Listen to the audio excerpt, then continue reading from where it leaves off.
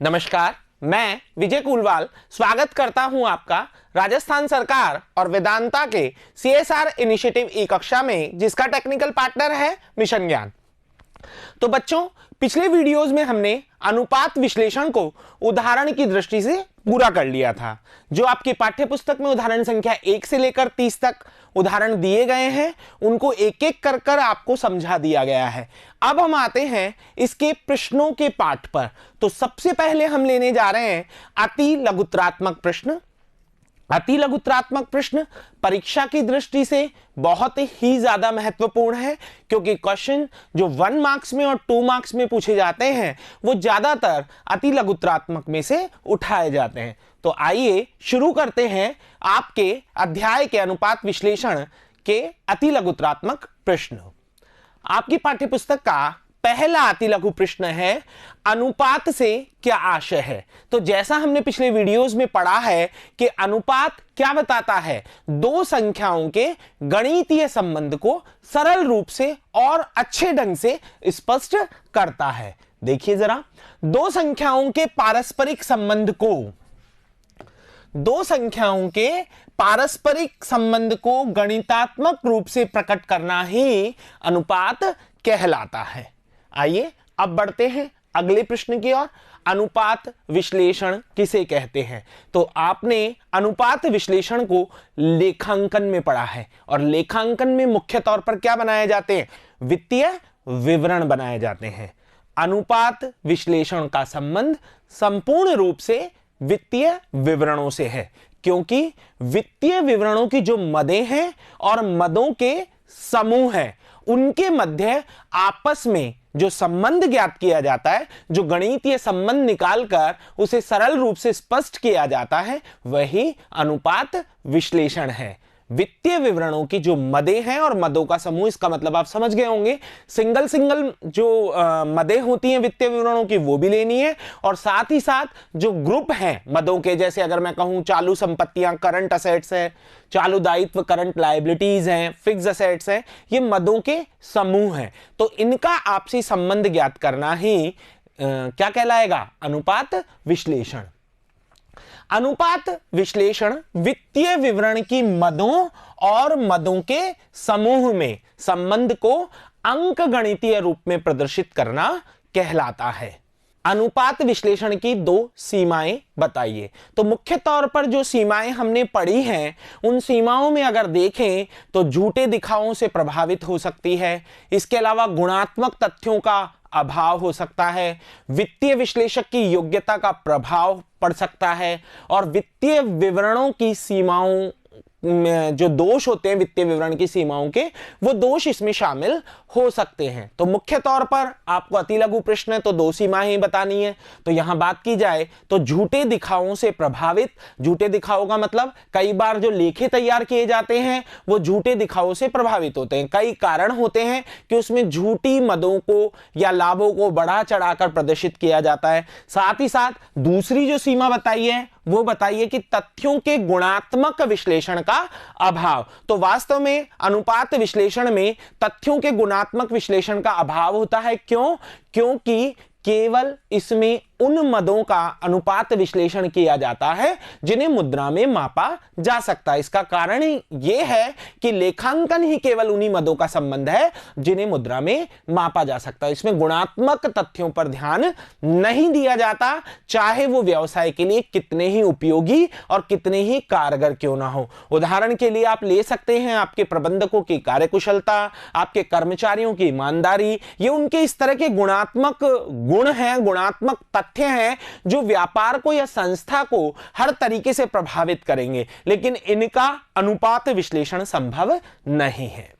अगला प्रश्न है, अनुपात विश्लेषण के दो उद्देश्य बताइए। तो अनुपात विश्लेषण संस्था में सबसे इंपॉर्टेंट है प्रभावी नियंत्रण कायम करने के लिए, अच्छा प्रबंधन करने के लिए किया जाता है, अच्छा वित्तीय प्रबंध करने के लिए किया जाता है। तो यहां अगर बात की जाए तो प्रभावी नियंत्रण, बिल्कुल अनुपात विश्लेषण कर कर प्रभावी नियंत्रण किया जा सकता है संस्था का, क्योंकि अनुपात विश्लेषण कर कर आप ये देख सकते हैं कि संस्था कहां कहां पर कमजोर है, उसके कार्यकुशलता अनुपात ज्ञात कर, उसके लाभदायकता अनुपात ज्ञात कर, उसकी शोधन क्षमता के अनुपात ज्ञात कर आप संस्था की कमजोरियों को मालूम कर सकते हैं और फिर उन विचलनों को दूर करने का प्रयास कर सकते हैं। तो वास्तव में इससे प्रभावी नियंत्रण होता है। और कार्यकुशलता का मापन, अनुपात विश्लेषण से केवल कार्यकुशलता का ही नहीं बल्कि लाभदायकता का, तरलता का, शोधन क्षमता का, हर तरीके का मापन किया जा सकता है। अब चलते हैं अगले प्रश्न की ओर। तरल अनुपात से आप क्या समझते हैं? ऐसे प्रश्नों को हल करने के लिए एक विशेष बात का ध्यान रखें। अगर किसी भी अनुपात का नाम देकर आपसे यह पूछा जाता है कि इस अनुपात से आप क्या समझते हैं, तो आपको उसका फॉर्मूला ध्यान में लाना है। जैसे तरल अनुपात, अगर लिक्विड रेशियो की मैं बात करूं तो इसका जो सूत्र है वो है liquid assets upon current liabilities. इसी के आधार पर आपको इसका अर्थ बताना है। तरल अनुपात से आप क्या समझते हैं? ऐसा अनुपात जो कि संस्था की तरल संपत्तियों और चालू दायित्वों के मध्य संबंध को व्यक्त करे, वो तरल अनुपात कहलाता है। तो कुल मिलाकर ये ध्यान रखें स्टूडेंट्स कि सूत्र में जो आप दो मदें रखते हैं, जैसे अगर मैं इसी की बात करता हूं, तरल अनुपात संस्था की तरल संपत्तियों और चालू दायित्वों के मध्य संबंध को व्यक्त करता है। तो अगर आप इसका फॉर्मूला देखेंगे तो ऊपर लिक्विड एसेट्स है और नीचे करंट लायबिलिटीज है। तो मैं आपको यह समझाना चाहता हूं कि इस तरह के प्रश्नों के लिए आपको क्या बताना है। जो आपका सूत्र है उसमें जो दो मदें आपने रखी है उनका संबंध ही कोई भी अनुपात व्यक्त करता है। कोई सा भी अनुपात आपसे पूछा जाए, आपने सूत्र में जिन दो मदों का प्रयोग किया है आपको परिभाषिक तौर पर उनके संबंध को ही लिखना है। अब बात करें तरल अनुपात की, तो तरल अनुपात जैसा आपको बताया जा चुका है और सूत्र से भी स्पष्ट हो रहा है कि यह संस्था की तरल संपत्ति और चालू दायित्वों के मध्य संबंध को व्यक्त करता है। ये बताता है कि संस्था के चालू दायित्व की तुलना में जो संस्था की तरल संपत्तियां हैं वो कितनी गुना है। साथ ही साथ इस अनुपात से यह भी पता चल जाता है कि संस्था अपने अल्पकालीन दायित्वों को तुरंत चुका पाएगी या नहीं। अगला प्रश्न है शोधन क्षमता अनुपात। हम बात कर रहे हैं सॉल्वेंसी रेशियो की, फिर वैसा ही प्रश्न आ गया। तो सॉल्वेंसी रेशियो की अगर बात की जाए तो सॉल्वेंसी रेशियो का जो फॉर्मूला है, जो सूत्र है, वो है टोटल आउटसाइड लायबिलिटीज बटा टोटल असेट्स, यानी कि ये बाहरी दायित्वों और कुल संपत्तियों के मध्य संबंध को व्यक्त करता है। देखिए इसे परिभाषिक तौर पर, यह अनुपात संस्था की दीर्घकालीन शोधन क्षमता का मापन एवं विश्लेषण करने के लिए ज्ञात किया जाता है। यह अनुपात यह बताता है कि संस्था का दिवाला निकल जाए। यहां दिवाला शब्द से क्या मतलब है? दिवाला शब्द से मतलब है जब कोई व्यक्ति अपने ऋणों को चुकाने में पूर्ण रूप से सक्षम ना हो तो वो व्यक्ति कहलाता है दिवालिया व्यक्ति। यानी अपनी व्यापार की सभी संपत्तियों को बेचने के बाद भी यदि उसके दायित्वों का पूरा भुगतान नहीं हो पा रहा है तो वो व्यक्ति दिवालिया व्यक्ति कहलाता है। तो यहां पर यह बताया गया है कि यदि किसी संस्था का दिवाला निकल जाता है तो उसकी संपत्तियों को बेचकर उसको दायित्वों को चुका पाएंगे या नहीं चुका पाएंगे, यह अनुपात उस समय मुख्य तौर पर निकाला जाता है। बाकी यह अनुपात यह बताता है कि कुल संपत्तियों में कुल दायित्वों का कितना भाग है, वह कुल दायित्वों के भुगतान के लिए पर्याप्त होगी अथवा नहीं। और इसका फॉर्मूला है solvency ratio is equal to total outside liabilities upon total assets. अगला वित्तीय अनुपात किसे कहते हैं? तो आपको जब अनुपातों का वर्गीकरण बढ़ाया गया था तो उसमें एक अनुपात पढ़ाया गया था चिट्ठा अनुपात। चिट्ठा अनुपात का ही दूसरा नाम है स्टूडेंट्स वित्तीय अनुपात। तो वास्तव में ऐसे अनुपात जिसमें चिट्ठे की मदों का आपसी संबंध ज्ञात किया जाए वो वित्तीय अनुपात कहलाते हैं। जो अनुपात चिट्ठे में दी गई मदों या मदों के समूह के मध्य ज्ञात किए जाते हैं उन्हें वित्तीय अनुपात कहते हैं और इनका दूसरा नाम चिट्ठा अनुपात होता है। स्कंद आवर्त अनुपात से क्या आशय है? तो अगर बात की जाए तो स्कंद आवर्त अनुपात कैसे ज्ञात किया जाता है? जैसा आपको ध्यान होगा, stock turnover ratio is equal to cost of goods sold upon average stock, यानी कि ये बताता है कि संस्था का जो औसत स्कंद है वो उसकी लागत का कितना भाग है, या आप ये कह सकते हैं कि स्टॉक से लागत कितनी गुना है, ताकि ये मालूम किया जा सके कि संस्था का जो स्टॉक है या स्कंद है वो वर्ष के दौरान कितनी बार रोकड़ में बदल जाता है। बेचे गए माल की लागत एवं औसत स्कंद के मध्य संबंध को प्रदर्शित करने वाले अनुपात को स्कंद आवर्त अनुपात कहते हैं। जैसा कि आपको डेफिनेशन में मैंने बताया कि जो फॉर्मूला होता है उसमें जिन दो मदों का प्रयोग कर रहे हैं उनका संबंध व्यक्त करना ही उस अनुपात की परिभाषा में आपको लिखना है। स्टॉक टर्नओवर रेशियो का फॉर्मूला है cost of revenue from operation upon average stock. औसत संग्रहण अवधि किसे कहते हैं? Average collection period. इसका संबंध देनदारों से है, जो कि ये बताती है कि संस्था ने जो उधार बिक्री की है तो उधार बिक्री करने के बाद देनदारों से कितने समय में राशि नकद में प्राप्त कर ली जाती है। यह अवधि जितनी कम होगी उसका मतलब होगा कि संस्था के देनदार अच्छे हैं। ये ध्यान रखिए स्टूडेंट्स, ये अवधि कम होनी चाहिए। जितनी कम होगी इसका मतलब उतना ही जल्दी संस्था अपने देनदारों से रकम को वसूल कर रही है। औसत संग्रहण अवधि का संबंध औसत वसूली अवधि से होता है, जिससे यह पता चलता है कि संस्था कितने दिनों में देनदारों से यह राशि वसूल कर पाती है, यानी कितने समय में आप अपने देनदारों से यह राशि वसूल कर लेते हैं उधार बिक्री करने के बाद। यह अवधि जितनी कम होगी देनदार संस्था के उतने ही अच्छे माने जाएंगे। क्रियाशीलता अनुपात क्या प्रदर्शित करते हैं? यहां हम बात कर रहे हैं एक्टिविटी रेशियो की, एफिशिएंसी रेशियो की। क्रियाशीलता अनुपात जो हैं वो क्या बताते हैं? तो वास्तव में वो संस्था की कार्यकुशलता के बारे में बताते हैं। संस्था के जो प्रबंधकीय व्यक्ति हैं, जो प्रबंधकीय टीम है, वो किस तरीके से काम कर रही है, कितना प्रभावी नियंत्रण और नियोजन का कार्य कर रही है। साथ ही साथ क्रियाशीलता अनुपात ये बताते हैं कि संस्था के जो संसाधन है इनको कितनी कुशलता से उपयोग किया गया है।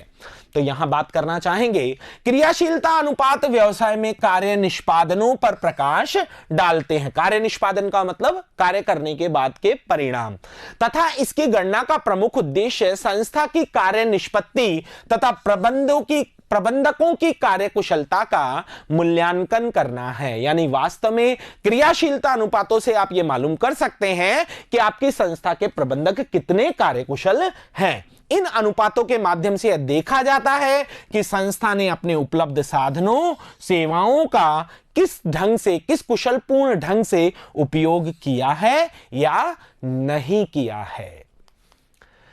औसत व्यापारिक प्राप्यों से क्या आशय है? एवरेज ट्रेड रिसीवेबल की बात हो रही है। ट्रेड रिसीवेबल का मतलब होता है देनदार और प्राप्य बिल। औसत व्यापारिक प्राप्य निकालने के लिए आपको ओपनिंग ट्रेड रिसीवेबल और क्लोजिंग ट्रेड रिसीवेबल को जोड़कर उसमें 2 का भाग देना होगा। और ये क्या बताते हैं? ये बताते हैं कि औसतन देनदार और प्राप्य बिल व्यापार में कितने बने रहते हैं, यानी कितनी रोकड़ राशि, हमेशा लगभग इतनी रोकड़ राशि जो है वो हमेशा इनमें व्यापार में फंसी हुई रहती है। औसत व्यापारिक प्राप्यों से तात्पर्य वर्ष के दौरान औसत रूप से कितने देनदार व प्राप्य बिल हैं, कितने हमेशा औसत रूप से बने रहते हैं। इनकी गणना निम्न सूत्र से की जाती है opening trade receivable plus closing trade receivable upon 2। और ट्रेड रिसीवेबल का मतलब आप जानते ही हैं विद्यार्थियों, ट्रेड रिसीवेबल का मतलब है डेटर और बीआर। परिचालन अनुपात से क्या आशय है? यहां बात की जा रही है ऑपरेटिंग रेशियो की। सबसे पहली बात, ऑपरेटिंग रेशियो को ऑपरेटिंग कॉस्ट रेशियो यानी कि परिचालन लागत अनुपात के नाम से जाना जाता है। परिचालन लागत अनुपात क्या है? परिचालन लागत अनुपात वह अनुपात है जो संस्था की संचालन लागत यानी कि परिचालन लागत और कुल बिक्री जो उसकी विक्रय से आगम जो उसको प्राप्त हुई है उनके मध्य संबंध को व्यक्त करता है। और इसका फॉर्मूला है operating cost upon net revenue from operation into 100। और ये लाभदायकता अनुपातों का एक प्रकार है।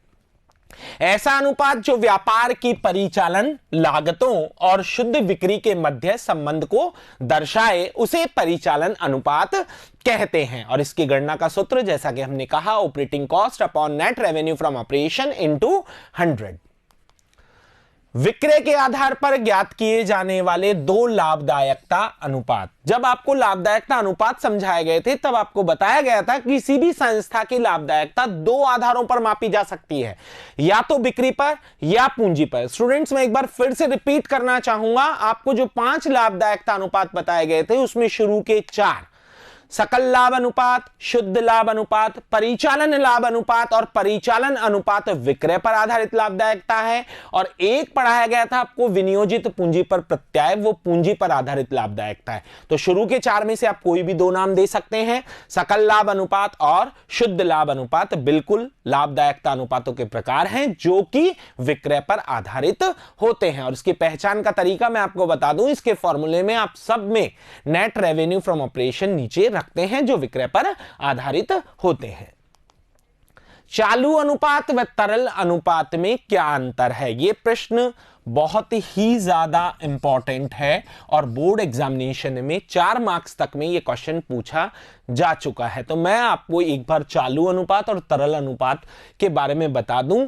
एक तो इसमें समानता है। समानता क्या है? ये दोनों ही अनुपात संस्था की अल्पकालीन शोधन क्षमता की जांच करते हैं और ये तरलता अनुपात के ही भाग हैं। अब बात करते हैं इनके अंतर की। तो इनके अंतर को आप अच्छी तरह समझ लें। अगर अति लघु में पूछा जाए तो आप 2 अंतर या 1 अंतर लिखें, और अगर लघु में पूछा जाए तो आप 4 अंतर लगभग लिखें।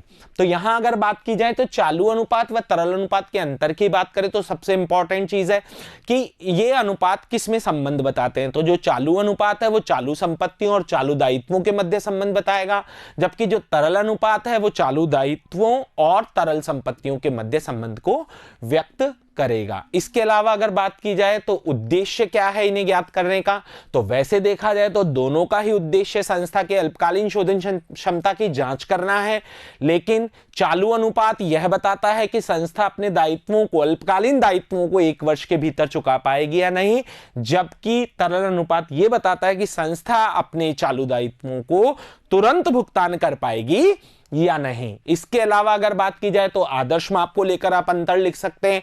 आदर्श माप चालू अनुपात की 2:1 है, जबकि तरल अनुपात की 1:1 है। साथ ही साथ देखा जाए तो सही तरल स्थिति का चित्रण, सही तरल स्थिति का चित्रण चालू अनुपात जरूरी नहीं है कि संस्था की सही तरलता को स्पष्ट करे, लेकिन तरल अनुपात संस्था की तरलता की सटीक जानकारी देता है। आइए बात करते हैं बिल्कुल संबंध। चालू अनुपात किस किस में? चालू संपत्तियों और चालू दायित्वों के मध्य संबंध को व्यक्त कर रहा है, और तरल अनुपात तरल संपत्तियों और चालू दायित्वों के मध्य संबंध को व्यक्त कर रहा है। यह पहला अंतर हो गया।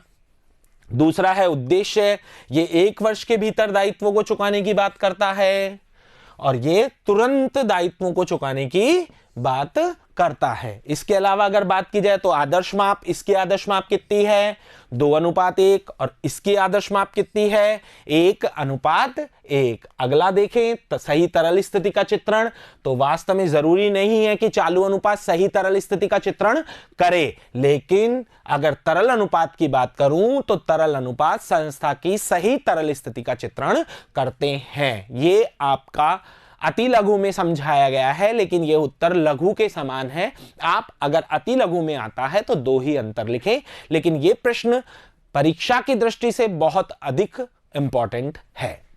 अगला प्रश्न है प्रति अंश अर्जन का सूत्र दीजिए, यानी अर्निंग पर शेयर बताइए कि किस तरह से कैलकुलेट किया जाता है। तो जब आपको विनियोग विश्लेषण अनुपात बताए गए थे तब आपको अर्निंग पर शेयर सिखाया गया था। अर्निंग पर शेयर प्रति अंश अर्जन, पहले आप इसका अर्थ समझें। प्रति अंश अर्जन का मतलब होता है 1 अंश की कमाई, और समता अंशों को कमाई कब मिलती है? जब संस्था कंपनी अपने कर चुका देती है, अपने अधिमान अंशधारियों को लाभांश दे देती है, उसके बाद जो प्रॉफिट बचता होता है वो सारा समता अंशधारियों का होता है। अब अगर एक अंश की आय आपको ज्ञात करनी है तो उसके लिए आपको क्या करना होगा, उस आय में जो समता अंशधारियों की है उसमें आपको समता अंशों की संख्या का भाग देना होगा। तो इसका जो फॉर्मूला है वो है नेट प्रॉफिट आफ्टर टैक्स, यानी ऐसा प्रॉफिट जिसमें से कर घटा दिया गया है, माइनस प्रेफरेंस शेयर डिविडेंड। बिल्कुल, कर देने के बाद कंपनी को पहले अधिमान अंशधारियों को, पूर्वाधिकार अंशधारियों को लाभांश देना होगा,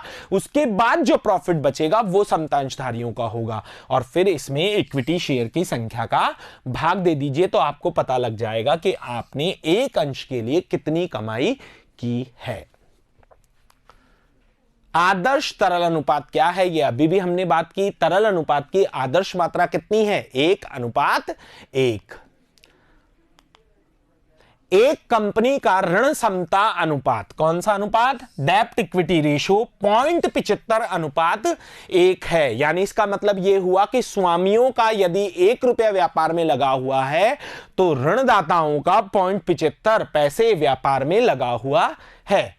कंपनी द्वारा दीर्घकालीन ऋण लेने पर इस अनुपात पर क्या प्रभाव होगा, इसे मैथमेटिकली स्टूडेंट्स आपको समझना होगा कि अगर और ऋण ले लिया जाए तो इस अनुपात पर क्या प्रभाव पड़ेगा। तो मैं आपको बता दूं, इस अनुपात की मात्रा जो है वो यहां से बढ़ जाएगी, क्योंकि ऋणों की संख्या बढ़ेगी, ऋणों की राशि बढ़ेगी, तो जो ऋण समता अनुपात है वो भी बढ़ जाएगा। और अगर ऐसा होगा तो इसका प्रभाव क्या पड़ेगा, इसका जो वर्तमान ऋणदाता है उनके लिए जोखिम और थोड़ी सी बढ़ जाएगी, क्योंकि जो पैसा है उनका, स्वामियों का जो पैसा है उनकी तुलना में उनका पैसा जो है वो कम है, तो इस समय उनका पैसा सुरक्षित है। लेकिन जब संस्था और ऋण ले लेगी तो वो भी इनके समान पैसा लेने के अधिकारी हो जाएंगे यदि कभी कंपनी समापन में जाती है, तो उनकी जोखिम में, किनकी, ऋणदाताओं की जोखिम में अधिक वृद्धि होगी। अनुपात की मात्रा से यह स्पष्ट होता है कि स्वामियों की पूंजी ऋण पूंजी से अधिक है। बिल्कुल, ये तो अनुपात की मात्रा से स्पष्ट हो ही रहा है, क्योंकि ऋण जो पूंजी है वो 0.75 है और स्वामियों की जो पूंजी है वो 0.1 है वर्तमान में।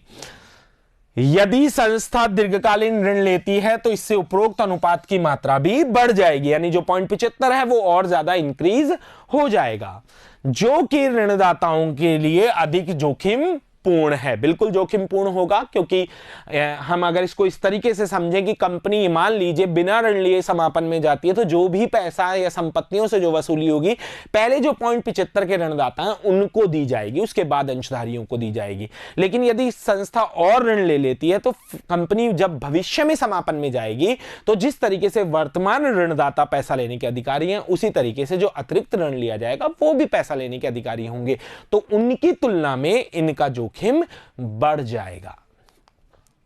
ब्याज व्याप्ति अनुपात, इंटरेस्ट कवरेज रेशो किसे कहते हैं, तो पहले तो आपको इसका दूसरा नाम पता होना चाहिए।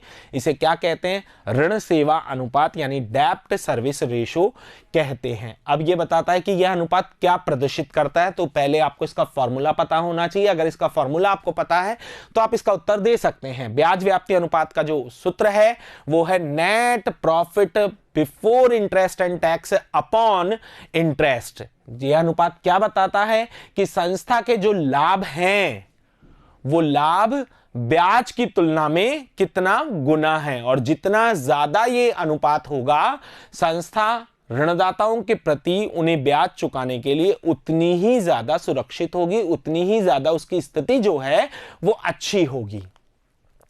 इस अनुपात को ऋण सेवा अनुपात के नाम से भी जाना जाता है। यह अनुपात यह बताता है कि संस्था के लाभ स्थायी रूप से चुकाए जाने वाले ब्याज का कितना गुना है, यानी ब्याज का कितना गुना हमारा प्रॉफिट है। यह जितना अधिक होगा ऋणदाताओं को उतनी ही सुरक्षा प्राप्त होगी। तो स्टूडेंट्स, इसी के साथ हमारे अति लघुत्रात्मक प्रश्न समाप्त होते हैं। अब अगले वीडियो में हम बात करेंगे लघुत्रात्मक प्रश्नों की।